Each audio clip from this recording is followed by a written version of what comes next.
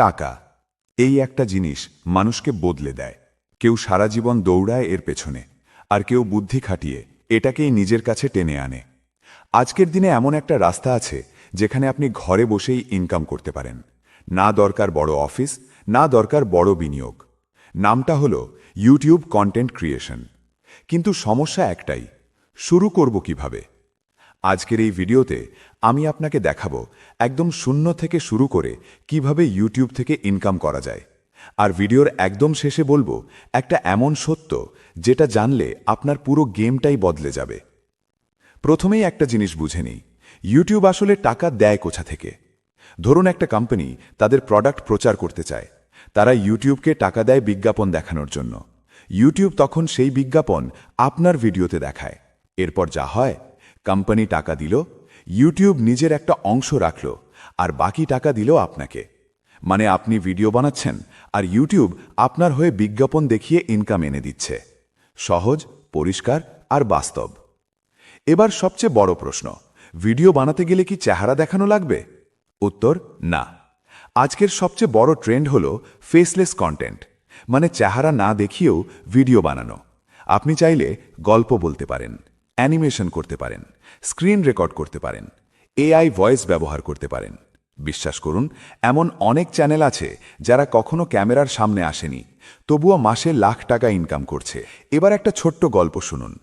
রাহাত নামের একটা ছেলে ছিল। সে স্বপ্ন দেখত ইউটিউবার হবে। প্রথম দিন সে ক্যামেরা অন করল, কিন্তু কথা বলতে গিয়েই থেমে গেল। তার মনে হচ্ছিল সবাই তাকে দেখছে, সবাই হাসছে। সে থেমে গেল। দ্বিতীয় দিন সে গেমিং শুরু করল, কিন্তু তার ফোন এত স্লো যে গেমের চেয়ে ল্যাগ বেশি চলছিল। সে আবার থেমে গেল। কিন্তু এবার সে হাল ছাড়ল না। সে একটা নতুন রাস্তা বেছে নিল, ফেসলেস ভিডিও। সে গল্প বলা শুরু করল, এআই দিয়ে ভয়েস বানালো, আর ধীরে ধীরে ভিডিও আপলোড করতে থাকল। প্রথম ভিডিও 10 ভিউ, দ্বিতীয় ভিডিও 25 ভিউ, তৃতীয় ভিডিও 50 ভিউ।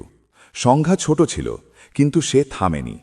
আজ তার চ্যানেলে হাজার হাজার মানুষ।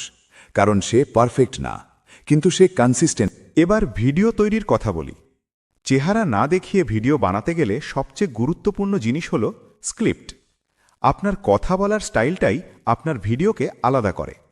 স্ক্রিপ্ট লিখতে সমস্যা হলে এআই ব্যবহার করুন, কিন্তু মনে রাখবেন কপি করবেন না। নিজের স্টাইল যোগ করুন, যেন মনে হয় আপনি আপনার বন্ধুর সাথে গল্প করছেন। এবার আসি অডিও কোয়ালিটিতে। ভিডিও একটু খারাপ হলেও মানুষ দেখে, কিন্তু সাউন্ড খারাপ হলে 5 সেকেন্ডেই দর্শক চলে যায়। তাই সস্তা মাইক ব্যবহার করুন, না থাকলে শান্ত জায়গায় রেকর্ড করুন। ভিডিও বানানোর পর আসে এডিটিং। এডিটিং হল আপনার ভিডিওর স্বাদ। ভালো এডিটিং মানে দর্শক ধরে রাখা। আপনি ব্যবহার করতে পারেন ক্যাপকাট, ভিএন এডিটর। সাবটাইটেলস দিলে রিটেনশন অনেক বেড়ে যায়।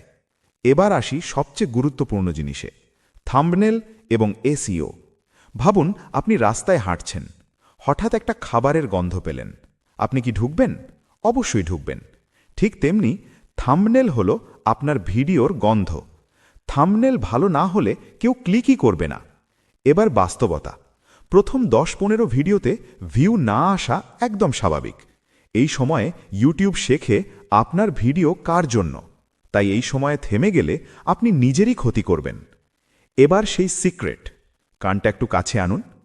ইউটিউব অ্যালগোরিদম বলে কিছু নেই, আসলে আছে মানুষের আচরণ।